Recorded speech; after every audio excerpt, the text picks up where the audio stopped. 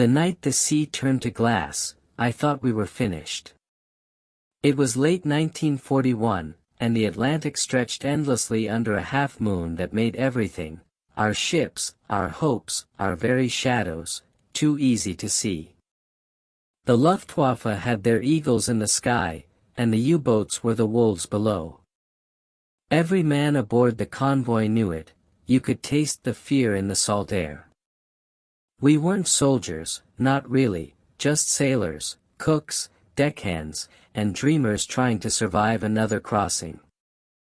I was a naval cook on the SS Brackenmere, a British merchant vessel barely holding herself together after months of dodging torpedoes. I never imagined a man like me, a cook who could barely handle a mop without slipping, would end up altering the course of the war. But some ideas are born not from brilliance, only from desperation. That night, while the officers argued on the bridge and the engines drummed through the hull, I watched the moonlight flash off the water and saw our convoy's reflection, a glittering trail visible for miles. Any wolf lurking below could track us by that shimmering path alone. I remember whispering to myself, the ocean's betraying us. And that's when the first spark of madness lit in my mind. The following morning, we buried able seaman Harris at sea. He'd been struck by shrapnel from a near miss 3 nights earlier. His burial was quiet, no speeches, no hymns, just the low groan of waves and the captain's sharp command. The war didn't pause for mourning. But as I poured his ashes overboard, I noticed how the oily sheen lingering on the surface shimmered strangely, refracting the light like a liquid mirror cracking apart. For a moment, the sunlight dimmed across that patch of water, our own ship's reflection disappeared. I leaned closer, fascinated. It wasn't reverence that held me still, it was realization. That rainbow gleam of galley grease and ash had swallowed the light. Our ship's outline vanished beneath it. The next day, when the captain ordered me back to the mess to scrub pans, I couldn't stop thinking about that image. Each swirl of oil in the sink reminded me of the sea's shimmer the night before, and how it might be possible, madly, impossibly possible, to hide a ship in plain sight. Imagine, I thought, if the sea itself could cloak us. By then, U-boat command had declared the Atlantic happy hunting grounds. Convoys leaving Britain or Canada rarely made it to their destinations unscathed. Radio silence was our only shield, and luck our only friend. But luck was running thin. Word spread of entire fleets vanishing under the waves, dozens of ships swallowed in a single night. Sailors joked that the wolves never slept. We were all prey, waiting our turn. Yet amidst all that fear, an idea flickered in me brighter than any lighthouse. That night, when my cooking duties were done, I stole above deck with a small can of leftover galley oil. The sea was calm, betraying nothing of its fury. I tipped the oil over the railing, watching as it spread slowly, a strange dark halo across the water. The reflections dimmed again, less moonshine, fewer glimmers for any U-boat periscope. I felt foolish, standing there with greasy hands and a racing heart, but there was power in it. The men laughed when I told them. "You think you can hide a ship with bacon fat?" one joked. "Maybe the bloody smell will keep the torpedoes away too." But I wasn't laughing. The next day, I found the first officer in the chart room and told him my observation. He smiled politely, the way officers smile when the lower ranks overstep. "Appreciate your enthusiasm, White," he said, "but if cooks could outsmart U-boats, we'd have won this war last Christmas." Still, he didn't dismiss me outright. Maybe because he'd seen the same reflections I had. Over the next few weeks, I began experimenting in secret. Whenever we dumped waste, I studied how it spread: oil, peelings, bits of ash from the galley stove. I learned that thick oil covered the sea's surface like a film, calming the waves, dampening light. It made our ship's wake slightly less visible to the naked eye. It was a madman's science, but it was something. The convoy moved slowly through winter storms, and danger came closer each night. We'd hear the coded radio reports: convoy HX-94 attacked, 3 ships lost, OB-327 vanished without trace. Every sailor listened in silence, counting his luck. Then one dawn, off the coast of Newfoundland, I watched a merchantman 2 miles ahead take a hit to her bow. The explosion erupted like the sea itself had swallowed fire. Every man froze where he stood. I smelled the burning before the blast faded. We knew what that meant: the wolves were here. The captain ordered evasive maneuvers, destroyers turned outward to hunt, depth charges thundered. I remember gripping the rail and thinking, uselessly, if only we could just disappear. And that's when the idea hardened into determination. That night, I poured every drop of saved galley oil, what little we had, overboard in a quiet streak behind the stern. The slick spread wide, dulling our wake into a ghostly trail. I didn't tell anyone. But by morning, the destroyer's spotlights sweeping the area passed over us once, twice, and moved on. For 18 hours, we heard torpedoes firing in the distance, but none found us. Coincidence? Maybe. But as we reached Halifax 2 weeks later, I carried a secret heavier than my sea bag. I spent my shore leave wandering, obsessed, sketching ideas on napkins and scraps. What if entire convoys poured oil systematically, creating blind zones that diffused sunlight and moonlight? What if this made the water surface shimmer less, giving U-boat periscopes nothing but black? Madness, the officers would call it, but wasn't radar once madness too? When I returned to duty aboard the Empire Judy, I brought my idea to the chief engineer. He listened this time. With convoys losing ships daily, even the mad deserved a hearing. We tested my theory using a controlled oil release, slow drips from the stern synchronized across a handful of ships. The results stunned them all. Aerial observers later reported difficulty sighting any wake pattern. My heart pounded. It worked. The test reached the ears of the Admiralty, whose scientists only half believed it. They sent a liaison to question me, a thin, spectacled man named Dr. Hensley from the Directorate of Miscellaneous Weapons Development, a department made up of dreamers, eccentrics, and desperate minds tasked with finding unorthodox solutions. He asked me to explain the science. I had none, only instinct and what my eyes had seen. He nodded. Sometimes, he said, instinct wins wars faster than mathematics. Within months, under extreme secrecy, elements of the Royal Navy began experimenting with anti-reflective surface deployment, using oil film dispersion to reduce visual detection across convoy routes. They refined it, controlling release rates through pumps and blending the formula with harmless additives for wider coverage. It wasn't perfect, nothing in war is, but data showed a measurable drop in visual detections by U-boat periscopes on convoys employing the method. I wasn't told the details, but sailors whispered of it like a superstition. Some called it the cook's shadow, others the ghost wake. I never sought credit.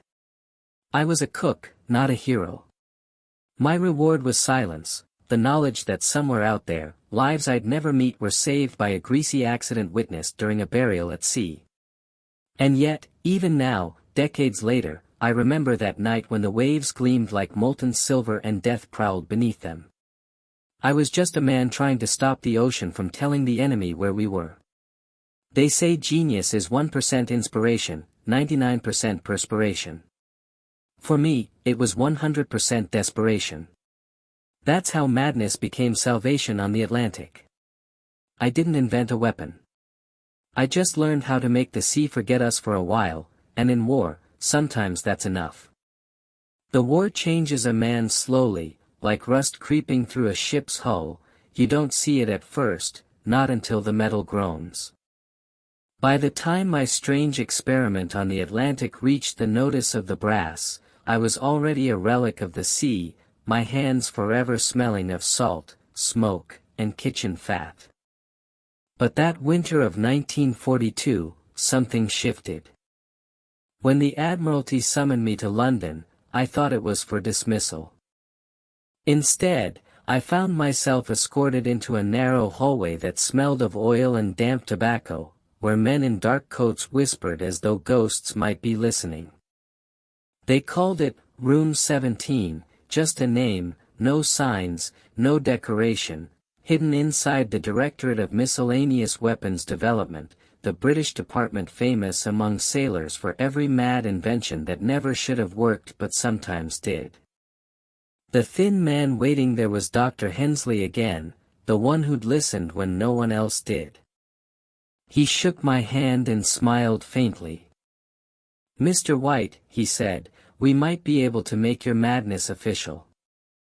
On the table before him lay crude sketches of ships surrounded by shadows, wake lines shaded with strange symbols. "This," he said, tapping one of the sheets, "might save us from losing the Atlantic." I didn't understand science, but I knew survival. Over the next few weeks, I became the strangest kind of collaborator, a naval cook working beside physicists and engineers. They handed me glass beakers instead of pans, notebooks instead of ladles. My purpose wasn't to calculate formulas but to describe what I had seen, the way the oil spread, the colors it made, how light bent and disappeared when the layer thickened. I became, somehow, both witness and theorist to an invisible shield made from the leftovers of human labor.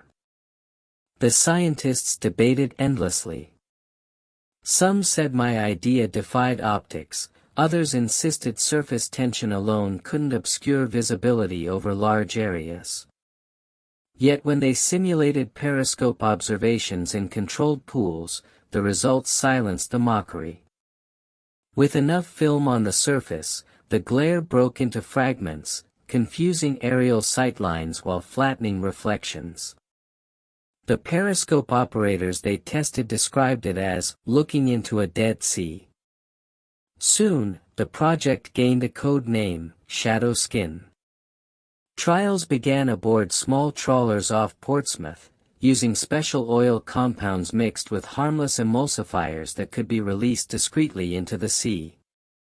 I stood on deck watching as the engineers closed valves and recorded notes, and I felt the strangest pride. This thing, this foolish notion born from grief at a burial, was now part of the war effort. But pride was quickly replaced by fear. The trials were dangerous. One experimental trawler leaked chemicals prematurely and left a slick so visible from the sky that it nearly betrayed the test fleet. Pilots photographed it, mistaking it for pollution, but that single error almost ended the program. The officers wanted to scrap it. Hensley, however, persisted. "If the sea can betray us," he said, "it can also protect us, if we understand how to talk to it." He convinced the Admiralty to allow a single convoy-scale trial. I was placed aboard the HMS Tremaine, a converted minesweeper tasked with leading 6 merchant ships loaded with supplies bound for Murmansk, through one of the most dangerous routes on Earth, the Arctic Run. The cold there could freeze steel solid, and the U-boats haunted it like sharks tasting blood. Each man aboard knew it was suicide. The snowfall masked the horizon, the air stung our lungs, and yet I remember the strange calm as we set off, carrying drums of new, shadow oil, in our holds. They ordered me to supervise its dispersal, the cook in charge of a concept that not even generals fully trusted. On the second evening, as the aurora shimmered faintly through the clouds, the Tremaine deployed its first thin release. We watched from the stern as a smooth sheet spread behind us, muting the moonlight and calming the waves. From above, an aircraft observer reported reduced glare. The science team aboard nodded approvingly. Then came the test that would decide everything, a mock detection run using Allied submarines stationed miles away. Their orders were to locate the convoy without radar, only visual periscopes. For hours we sailed under that strange blanket of dull, dark water. Contact reports came in, none confirmed sighting. I remember leaning over the railing, the cold biting through my coat, and thinking that maybe the ocean really was learning to keep secrets. But the war didn't wait for confirmations. 3 nights later, a German wolf pack found us. The first torpedo struck the rearmost freighter, erupting in a sphere of fire so bright it stained the snow orange. Sirens wailed, orders barked, and every man braced for more. Yet the attack that followed went wrong, for them. U-boats fired into the dark but missed wildly, their calculations flawed. Later, survivors from captured German crews would tell interrogators the same story. They saw nothing through the periscopes but haze and false shadows, like the ships were ghosts. Half the convoy reached Murmansk. Half was enough to call it a success. The Admiralty classified all findings immediately. Shadow skin was folded into emergency procedures, its existence known only to a handful. The cook became rumor again. I returned to sea, back to peeling potatoes and stirring soups, pretending I was just another nobody. But sometimes, when the lights flickered low in the galley, officers would nod to me quietly, a small unspoken salute. The war raged on, but whispers spread that the Atlantic had grown darker, quieter, less revealing. I can still see it in my mind, the heavy fog curling above hidden convoys, the sea coated in silence, and somewhere deep below, a frustrated U-boat captain peering into endless, featureless black. I never saw Dr. Hensley again. Rumors said he died when a test vessel hit a mine off Scapa Flow. After that, the project faded into the archives, swallowed like so many secrets. I kept no blueprints, no papers, just memory. Years later, after the war's end, when peace felt like an unfamiliar shore, I read in a newspaper about how scientists analyzed ocean optics and confirmed that oil films could distort visibility under certain light angles. They called it a natural phenomenon. I smiled at that word, natural. Maybe that's what it always was, nature itself choosing sides for once. Still, I often think back to that night of burial, to Harris's ashes mingling with grease and salt, and wonder if the sea ever intended me to see it. Some ideas are born not from brilliance, but from loss. That fragile film of oil, born of sorrow, had blurred the eyes of killers long enough for men to survive. So if anyone ever asks what a cook can do in a war built by admirals, I will tell them only this: sometimes, the smallest hands can make the ocean forget how to betray. When the war finally ended, the sound that haunted me most wasn't the thunder of guns or the screams across the water, it was silence, that vast hollow quiet that came when the Atlantic stopped being hunted.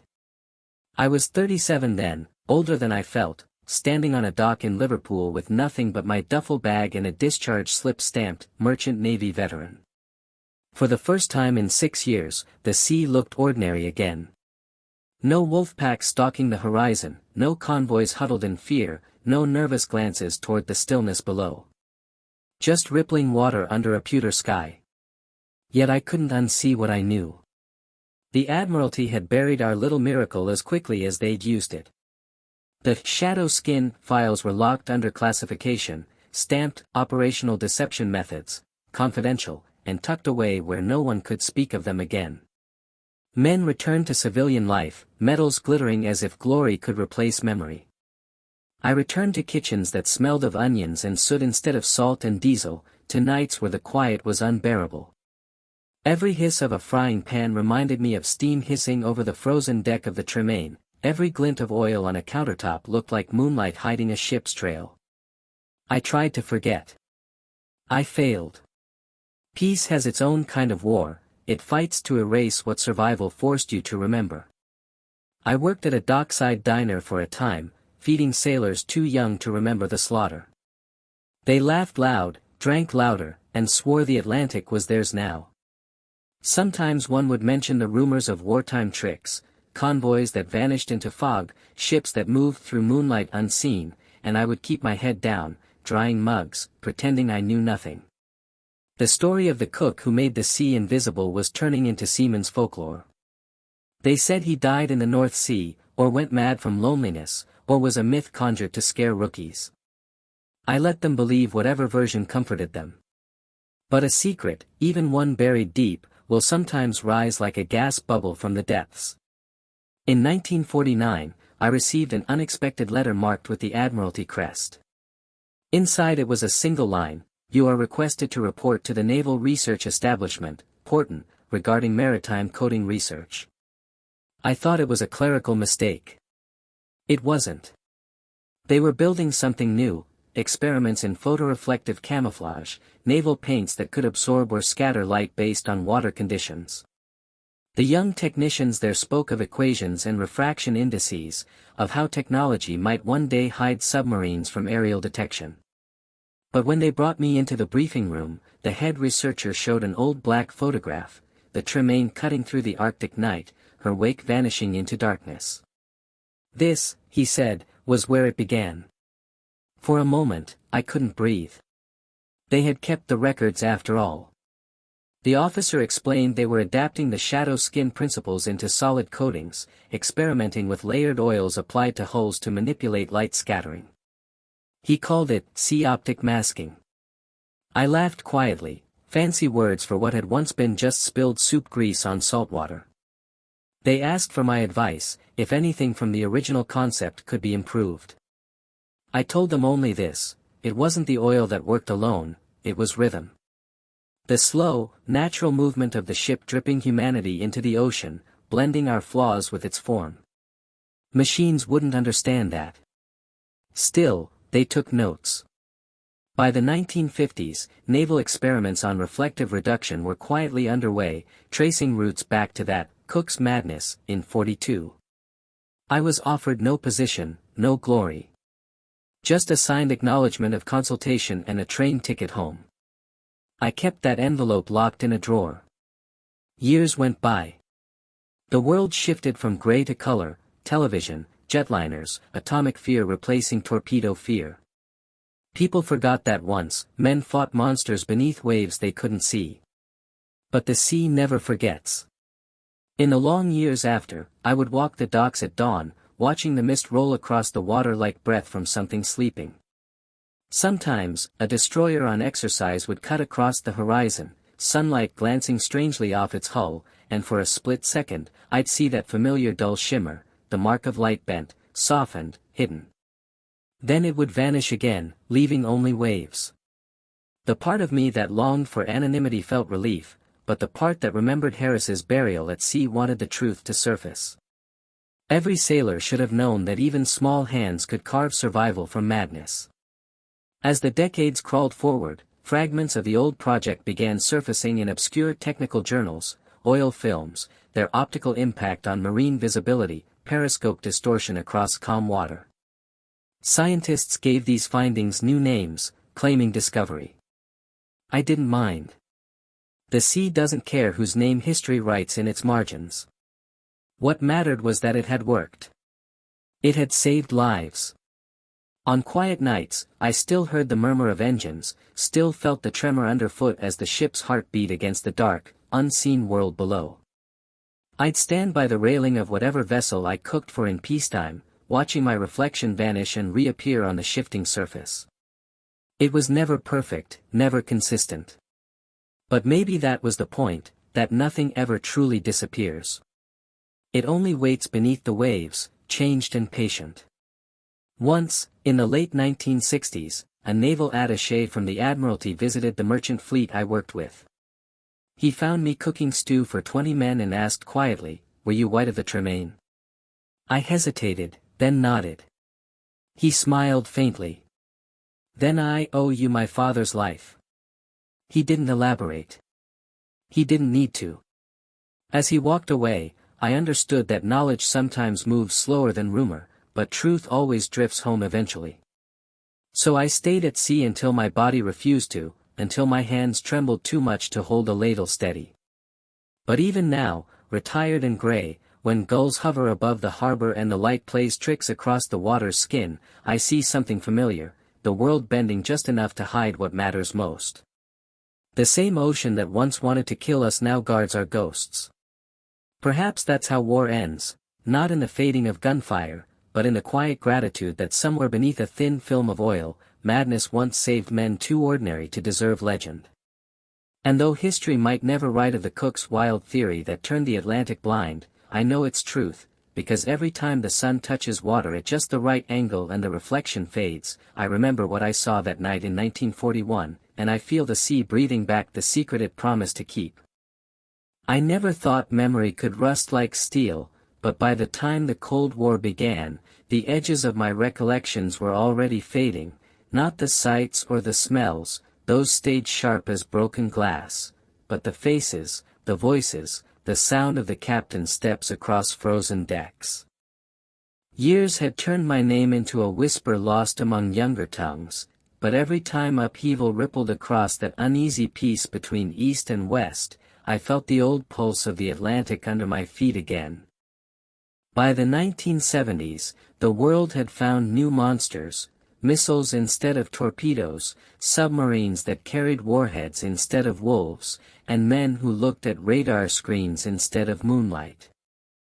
Yet in a strange way, I could see the ghost of my old secret in their new machines. Magnetic coatings, sonar muffling hulls, adaptive paints, they all carried the same desperate hunger, to disappear before being destroyed. I remember reading once in a newspaper about American and British research into optical scatter reduction for maritime assets. Even the words tasted familiar. It was the same dream, reborn in metal and math. I sat by the window of my small Portsmouth flat and smiled into my tea, thinking, everything changes, but the need to hide never leaves the sea. I had retired from cooking long before then, but couldn't leave the ocean behind. Sometimes I took the ferry just to feel the vibration of engines again. One autumn, while standing at the rail watching the sun melt into the horizon, an elderly man in a navy blazer joined me. He introduced himself as Commander Ellister, retired sonar division. He spoke of how new systems were being tested that altered surface reflections, using controlled dispersal of harmless chemicals to cloak ship signatures from satellites and infrared detection. His tone suggested pride, but then his voice softened. "Funny thing," he said, "the paperwork traced the first inspiration of the idea back to a classified wartime file, code name Shadow Skin. Ever heard of it?" My heart lurched. For a long moment I said nothing, only watched the reflection of the setting sun rattle across the wake. "Once," I murmured, "long ago." He studied me and gave a faint, knowing smile, then said nothing more. When the ferry docked, he saluted me without words before disappearing into the crowd, leaving me trembling like I'd seen a ghost in daylight. That night, alone, I opened the old drawer that held the Admiralty letter, the one yellowed with time. The ink had faded to gray. I traced my name with a shaking finger and felt the same scent of oil, salt, and cold air rise around me from memory. My hands, though wrinkled now, still remembered the motion of tipping that first can of grease into the sea. I could feel Harris's ashes in that same memory, sinking with silver glimmers, and I wondered whether the world truly understood that every advancement, every secret weapon, was born not from calculation but from one man's grief or fear. As I watched the nightly news talk about new, stealth vessels, gliding unseen across dark oceans, I couldn't help but imagine some young engineer repeating my madness with coded precision. Perhaps they would claim discovery, unaware they were walking a path laid down in the ice 70 years before. I suppose that's the way of time, it buries the names but keeps the ideas alive, like shells scattered by tides, unrecognizable but still whole. My neighbors thought me a quiet man, harmless, always staring at the harbor, always lost in thought. They never knew the war still whispered to me. Sometimes at dawn, when the mist rolled in thick, the water looked flat as slate, and I could almost pretend the hiding film was still there, stretching behind invisible convoys slipping westward through the fog. And I'd whisper, "Hide them well," to the waves, as though they could hear.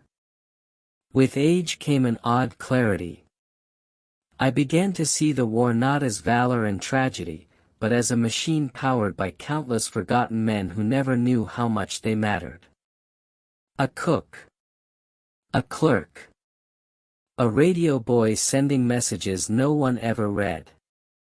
We were all tiny screws in a rusted machine, but some screws, by accident or miracle, kept it from falling apart. That was all I had ever been. Yet as my sight dimmed and my hearing faded beneath the endless gull cries, there remained one indelible image, the sea under moonlight, its surface flickering then fading to dull black as the oil spread, as if the world itself took a breath and decided to shield its children for one merciful night. Scientists could name it physics, I knew it as grace. Toward the end of that decade, I was invited, though how they found me, I still don't know, to attend a small commemoration for the Directorate of Miscellaneous Weapons Development, a room full of brass plaques and fading photographs. I stood among men who spoke of inventions lost to secrecy, of wild ideas that won battles unseen. A young naval historian approached me and asked if I remembered the Atlantic convoys. I said I did. Then, almost shyly, he said, "A legend goes that a ship cook created a way to hide convoys from German U-boats. Do you think that could be true?" I stared through him, not cruelly, but as one looking through a window into the past. Legends, I said, are usually just truths that have forgotten their names. He paused, sensing more behind my words, but before he could ask again, they called the room to attention. As they recited lists of names from long-forgotten departments, my own was never mentioned. I was grateful for that. Recognition has weight, and mine had already found its anchor in silence. When the event ended, I slipped away early, walking down to the Thames where the water lapped against the embankment. It was quiet, but the river still smelled faintly of the sea. I took one last glance at the horizon and whispered the same prayer I had murmured decades before, "Let the water remember what men forget." Then I turned away, leaving my reflection to drift across the dark surface where light bent once more and vanished. In the autumn of my life, time moved like the tide, slow, steady, and impossible to stop. The years had eaten away at my strength like salt on steel, but memory remained stubbornly intact, refusing to slip beneath the waves as easily as I once wished. I lived in a seacoast cottage near Plymouth then, a place where fog rolled in every morning like an old friend. The walls creaked with the rhythm of distant waves, and gulls screamed above the rooftop as if mocking the silence that filled my rooms. My wife had long passed, my children scattered to cities far from the sea, and I had only my journals for company, stained papers filled with sketches of waves, notes about refraction, oil dispersion, and ramblings that blurred science with superstition. I never meant those pages for eyes other than mine. They were the last traces of my war, my quiet rebellion against the oblivion that comes when official history forgets. But one stormy afternoon, as the wind lashed the shutters and rain hammered the coast, a young man arrived at my door. His name was Thomas Avery, historian from the Naval Heritage Trust, he said, researching unconventional wartime technologies. When he mentioned the phrase, shadow skin, I froze mid-step. Even after all these years, hearing that name spoken aloud felt like touching a live wire. He noticed, of course. It was a classified deception program, he said softly, and we think we found something in recently declassified files, a report crediting an unnamed ship's cook with the first conceptual discovery. I met his gaze and saw in his eyes that mix of curiosity and reverence I'd last seen decades ago in Dr. Hensley's. At first, I denied it. Old habits die hard, silence had been my shield for too long. But Thomas persisted. He came again a week later with copies of documents stamped, Top Secret, File Closed 1953, and in them I saw my handwriting, those early notes given during the war, the crude sketches of wave shadows and light scatter. It was like staring back at a ghost version of myself. I felt something stir inside me, not pride, but release. Over tea, I began to tell him the truth, not the legend, not the rumor, but the world as I saw it through the cramped galley of the SS Brackenmere, through soot-stained days and oil-slicked nights. I told him of Harris's burial at sea, of the reflection that vanished beneath the oil film, of how madness had found purpose under gunfire. He listened without interruption, scribbling furiously, though I could see from the tremor of his hand that he understood the weight of what he was hearing. When I finished, he sat still for a long moment before whispering, "You realize, sir, that you may have changed naval warfare forever." I laughed gently, shaking my head. "No, lad," I said. "I just learned to listen when the sea tried to speak." From that day, Thomas visited often. He became like the son I never had, asking about ships, about fear, about fate. He'd bring news of the modern Navy experimenting with light-bending polymers and surface coatings for submarines, proudly claiming the technology as a modern marvel. I would smile politely, choosing not to tell him how closely those projects mirrored what we began on a frozen sea decades ago. But one afternoon, as golden light poured through the window and caught the faded Admiralty letter pinned to my wall, he asked if I wanted to go on record officially, to have my story archived. He promised it would stay respectful, factual, a modest entry in military history's quieter corners. For a long while, I said nothing. The idea of my name sitting in some dusty archive seemed almost cruel, too late for the men it might have honored. History, I told him, doesn't need my name. Just the truth. He agreed, though I could sense his frustration, the historian's hunger for detail against an old man's wish for peace. That night, after he left, I walked down to the shoreline. The tide was low, and the rocks shone slick under the dying light. I could smell the ocean, that same bitter tang of life and loss. Somewhere out there, beyond the horizon, lay the ghosts of fleets long gone, and I could almost hear their engines thrumming faintly under the waves.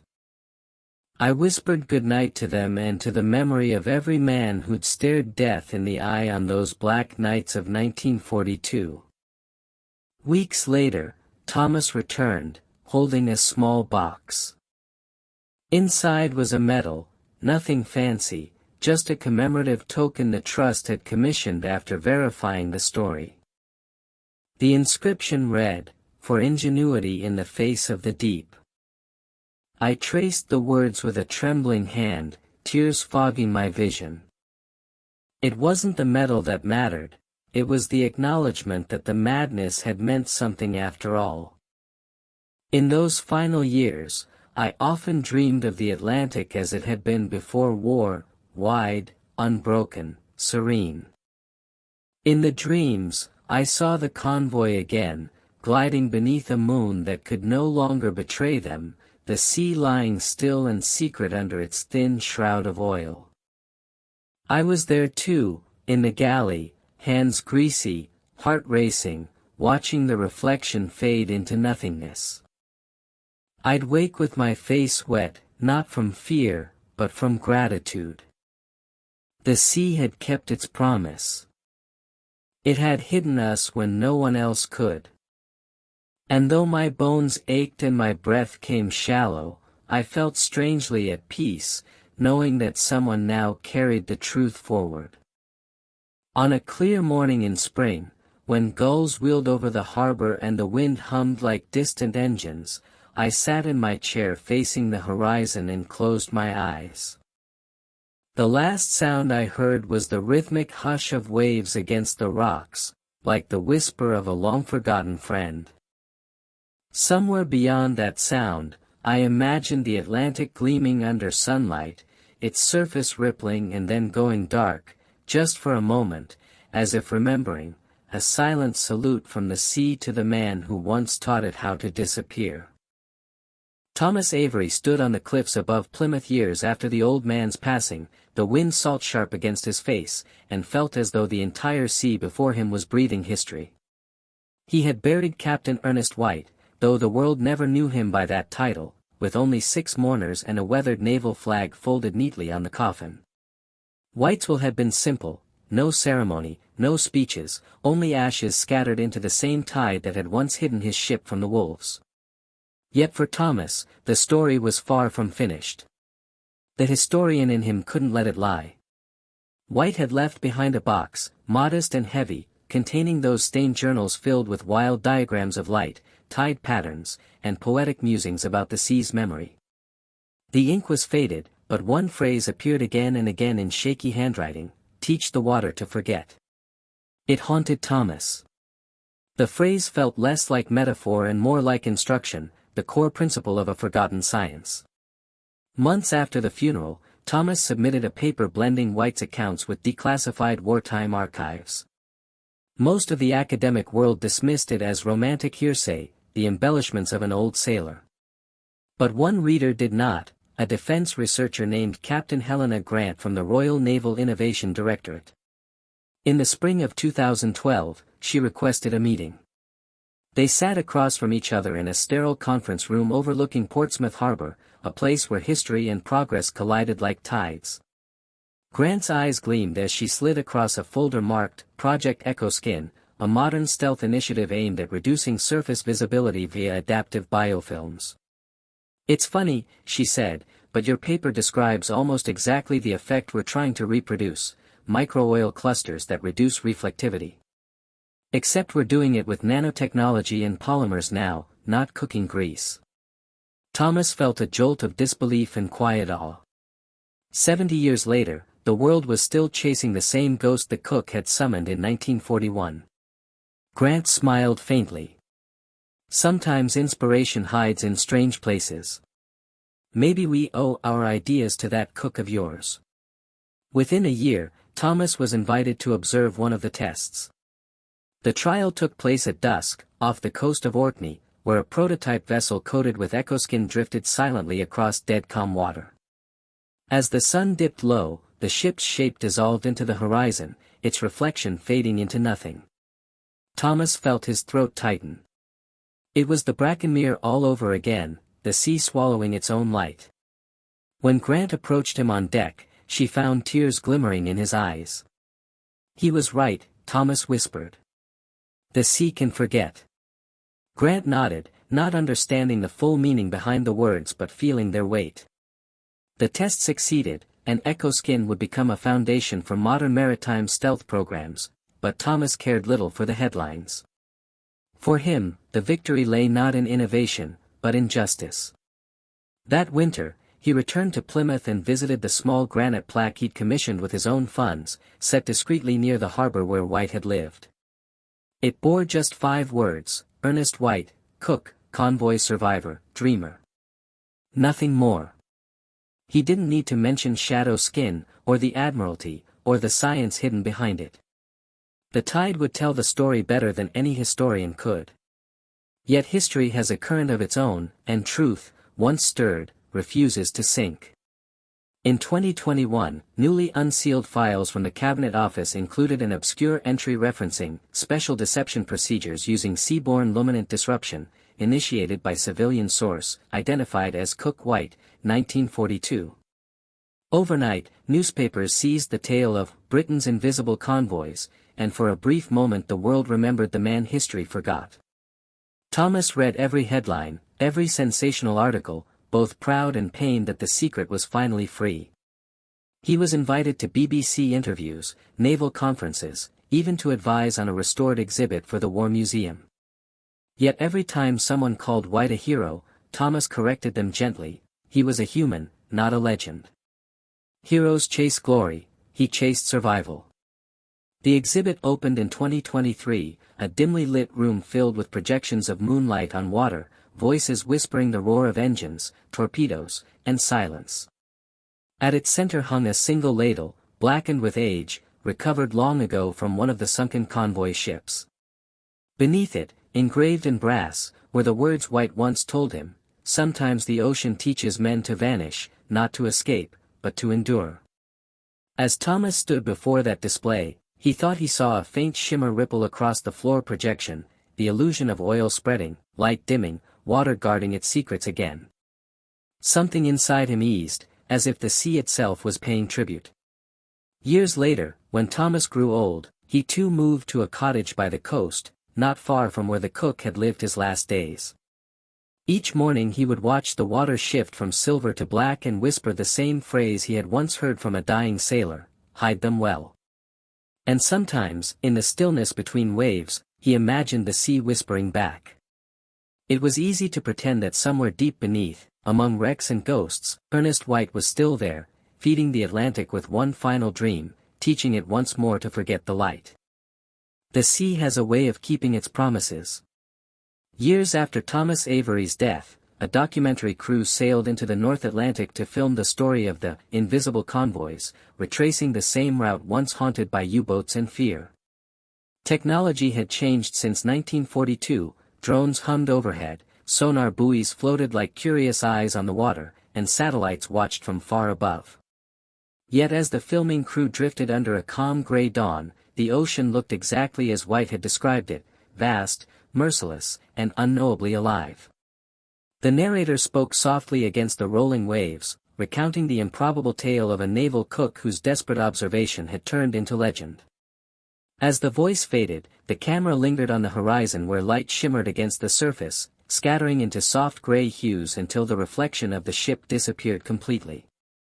The world had grown so advanced, yet here it was again, the sea performing its oldest trick, remembering how to forget. In a nearby archive room at the Imperial War Museum, an exhibit case contained the cook's final journal, its pages warped by salt and time. Visitors passed without noticing the smaller inscriptions written between the technical notes, lines of poetry the old man had never shared. "The water remembers every man it hides," one line read. "And every silence it keeps is a life returned." The camera zoomed in on those words, the narrator pausing, letting the sound of surf fill the silence as if the ocean itself spoke through the film. Across Britain, as millions watched, veterans bowed their heads quietly, some whispering names of ships and brothers long lost.